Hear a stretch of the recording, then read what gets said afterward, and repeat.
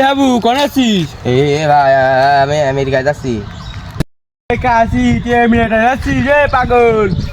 Hop আমি যাচ্ছি তুই দেখতে আসছি আমি ঘাস কাটতে যাচ্ছি পাগল কালকে হপ তোর মাথা আমি তোর ইট মারি তোর। এ কোন জায়গায় এসেছিস? ঘাস আছে ভাই ভাই?